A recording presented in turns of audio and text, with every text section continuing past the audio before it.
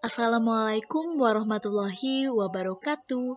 Halo teman-teman, bersama kelompok kami sebagai pemenuhan tugas sejarah Indonesia yang beranggotakan Adin Wiranto Aji dari kelas 12 MIPA 5 nomor presensi 1 dan saya sendiri Fathani Dwi Maharani dari kelas 12 MIPA 5 nomor presensi 11. Kali ini kami akan membahas mengenai materi sistem dan struktur politik ekonomi negara Indonesia pada masa Orde Baru. Masa Orde Baru, tentunya teman-teman sudah tidak asing lagi kan dengan tata pemerintahan pada masa Orde Baru.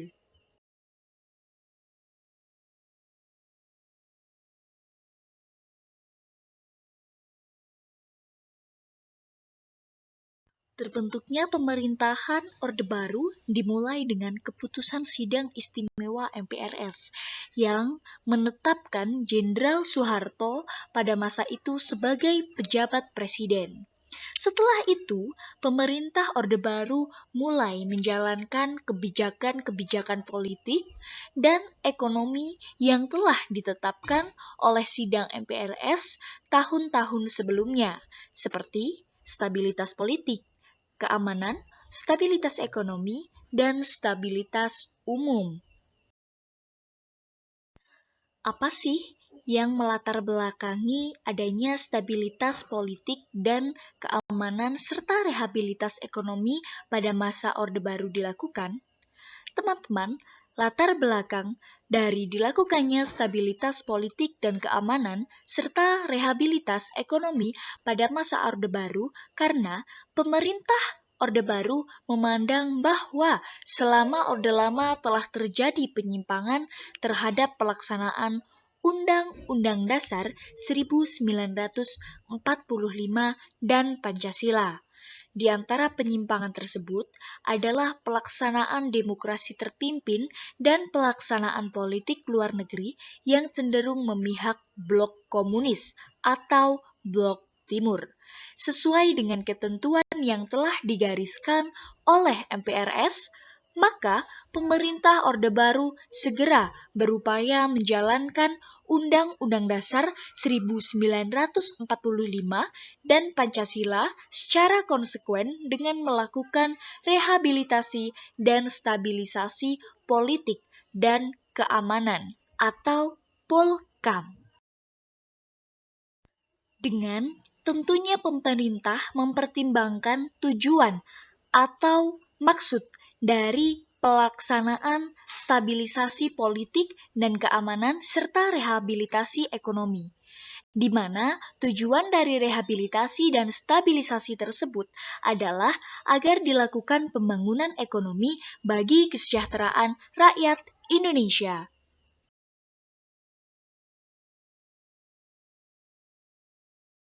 Untuk memudahkan teman-teman, kami akan mengelompokkan bagaimana pola pelaksanaan stabilitas politik dan keamanan dan rehabilitas ekonomi. Yang pertama yaitu pelaksanaan stabilitas politik dan keamanan. Dalam pelaksanaan rehabilitasi dan stabilisasi Polkam atau politik dan keamanan, pemerintah Orde Baru di bawah pimpinan Presiden Soeharto menggunakan suatu pendekatan yang dikenal dengan pendekatan keamanan atau security approach, termasuk di dalamnya desoekarnosiasi dan depolitisasi kekuatan-kekuatan organisasi politik atau orsospol yang dinilai akan merongrong kewibawaan pemerintah. Selanjutnya, dalam pelaksanaan stabilitas politik dan keamanan, pemerintah melakukan politik Nevos Oldevos mengenai kebijakan politik luar negeri yang dipandang menyimpang. Pemerintah Orde Baru berupaya mengembalikan Indonesia dari politik Nevos Oldevos dan poros Jakarta, Phnom Penh, Hanoi, Peking, Pyongyang ke politik luar negeri Indonesia yang bebas dan aktif. Tujuannya yaitu dari politik luar negeri pun diarahkan untuk dapat dilakukannya pembangunan kesejahteraan rakyat. Hal itu tampak dari pernyataan Jenderal Soeharto sebagai pemegang mandat Super Semar tanggal 4 April 1966. Beliau menyatakan bahwa Indonesia akan menjalankan politik luar negeri yang bebas aktif, yang mengabdi kepada kepentingan bangsa dan ditunjukkan untuk mencapai kesejahteraan rakyat.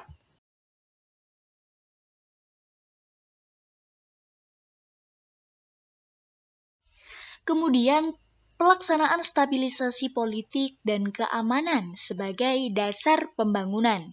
Kemudian, dilanjutkan dengan stabilisasi penyeragaman dan yang terakhir, penerapan dui fungsi ABRI. Silahkan terus menyimak ya teman-teman. Pertama yaitu stabilisasi politik dan keamanan sebagai dasar pembangunan. Pada masa Orde Baru, khususnya pada stabilitas politik dan keamanan sebagai dasar pembangunan, pemerintah mencapai banyak hal. Merencanakan pembangunan nasional, program membentuk Kabinet Pembangunan 1 yang bernama Pancakrida, dengan isinya 1. Menciptakan stabilitas politik dan ekonomi sebagai syarat suksesnya repelita dan pemilu.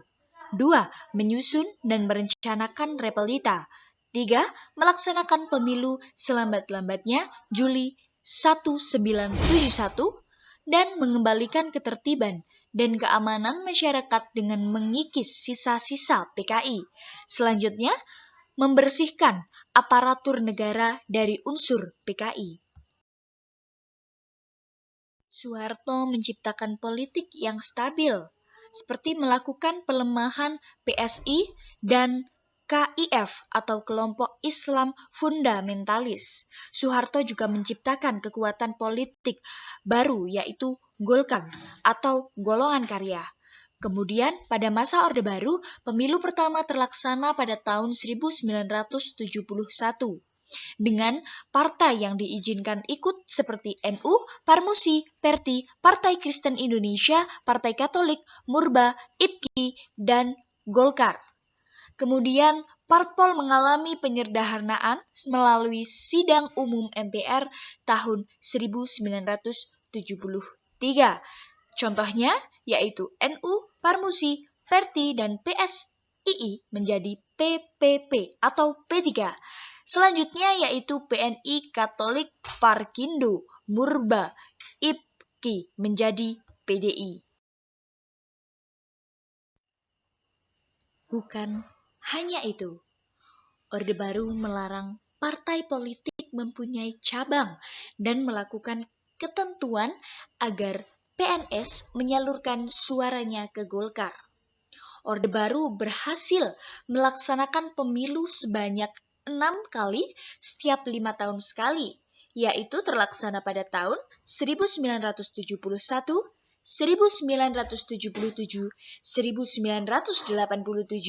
1992, dan 1997. Semua pemilu pada masa Orde Baru dimenangkan oleh Golkar. Kekuatan penyokong Golkar adalah PNS dan ABRI. Selain depolitisasi parpol, masa Orba juga melakukan depolitisasi pendidikan, apalagi setelah peristiwa Malapetaka 15 Januari 1974 atau Malari. Pemerintah Orde Baru juga menghimpun trilogi pembangunan, yaitu stabilitas nasional yang sehat dan dinamis, pertumbuhan ekonomi yang cukup tinggi, dan pemerataan pembangunan. Yang kedua yaitu stabilisasi penyeragaman. Pada masa stabilisasi penyeragaman, Soeharto mengajukan Eka Prasetya Pancakarsa dengan maksud menegaskan bahwa penyusunan pedoman penghayatan dan pengamalan Pancasila atau P4 dipandang sebagai janji yang teguh. Presiden mengajukan P4 kepada MPR yang akhirnya menjadi TAP MPR. Diadakannya juga penataran P4 yang bermaksud membentuk pemahaman yang sama mengenai demokrasi Pancasila. PNS, termasuk pegawai BUMN, sebagai mulai dari pelajar, menengah sampai PT, diharuskan mengikuti penataran P4. Melalui penataran P4, pemerintah memberikan penekanan pada masalah suku, agama, ras, dan antar golongan atau SARA. Yang ketiga, yaitu penerapan Dwifungsi ABRI. Sebagaimana yang tertera, ABRI mempunyai dua fungsi, yaitu sebagai pusat kekuatan militer dan sekaligus berfungsi di bidang politik. Dan fungsi ABRI di bidang politik yaitu ditempatkannya militer di DPR, MPR, DPD, tingkat provinsi, dan kabupaten. ABRI di DPR bertanggung jawab kepada komandan setempat. ABRI di MPR dan DPR bertanggung jawab kepada Panglima ABRI. Keikutsertaan ABRI atau militer dalam politik bersifat anti-partai. Keterlibatan ABRI di eksekutif sangat nyata, terutama melalui Golkar. ABRI mampu menempatkan perwira aktif ke dalam Dewan Pengurus Pusat. ABRI juga terlibat di sektor legislatif. Masa Orde Baru, pelaksanaan negara didominasi oleh ABRI. Banyaknya jabatan pemerintah, bupati, wali kota, dan gubernur. Tulang punggung Golkar dan ABRI diperkenankan mempunyai berbagai usaha. Yang terakhir yaitu rehabilitas ekonomi. Banyak pengupayaan yang dilakukan pemerintah untuk melakukan rehabilitasi ekonomi. Upaya yang dilakukan untuk memperbaiki ekonomi pada masa Orde Baru adalah pengendalian hiperinflasi dengan menyusun APBN berimbang. Masa Orde Baru harus menanggung semua hutang piutang yang ditinggalkan pada masa Orde Lama. Untuk menanggulangi hutang dilakukan adalah dengan mencari hutangan baru dan melakukan diplomasi yang intensif. Diplomasi yang intensif yaitu dengan mengirimkan tim negosiasinya ke Paris atau Paris Club untuk merundingkan hutang negara, ke London Inggris atau London Club untuk merundingkan hutang swasta. Untuk bersahabat dengan negara donatur, pemerintah Orde Baru melakukan kesepakatan dengan Belanda mengenai ganti rugi 165 juta dolar terhadap beberapa perusahaan mereka yang dinasionalisasikan dan begitu juga dengan Inggris. Pemerintah juga memberlakukan penanaman modal asing. Hal ini menunjukkan bahwa Orde Baru tidak memusuhi investor asing dan ini juga membantu tersedianya lapangan pekerjaan. Upaya diplomasi ini berhasil meyakinkan negara-negara tersebut untuk membantu Indonesia yang sedang terpuruk ekonominya atau terbentuknya IGGI. Selain meminta tolong dana dari luar negeri, pemerintah Orde Baru juga menggalang dana dari dalam negeri, yaitu dana masyarakat bersama Bank Indonesia dan bank milik negara agar masyarakat mau menabung. Upaya lain adalah dengan mengadakan UUPMDN dalam penanaman modal negeri perusahaan Indonesia harus 51% saham. Kebijakan yang diambil Orde Baru menunjukkan hal positif. Hiperinflasi mulai bisa dikendalikan dan repelita berjalan. Dari sini kita dapat menarik kesimpulan bahwa pembangunan menjadi prioritas kebijakan pemerintah pada masa Orde Baru. Program berupa rencana pembangunan 5 tahun menunjukkan adanya pelaksanaan tahap demi tahap pembangunan yang dilakukan dengan prioritas pembangunan tertentu. Agenda pembangunan ini diformulasikan oleh pemerintah Orde Baru dalam bentuk trilogi pembangunan. Kemudian, sistem kepartaian disederhanakan oleh pemerintah Orde Baru sejak awal tahun 1970-an ke dalam 3 partai. Dan yang terakhir, krisis ekonomi dan tuntutan demokratisasi menjadi alasan gerakan mahasiswa yang akhirnya menjadikan orde ini diganti dengan orde reformasi. Terima kasih sudah berkenan untuk menyimak video pembahasan stabilisasi dan rehabilitasi politik dan ekonomi pada masa Orde Baru dari kelompok kami. Semoga menjadi paham untuk teman-teman semuanya. Wassalamualaikum warahmatullahi wabarakatuh.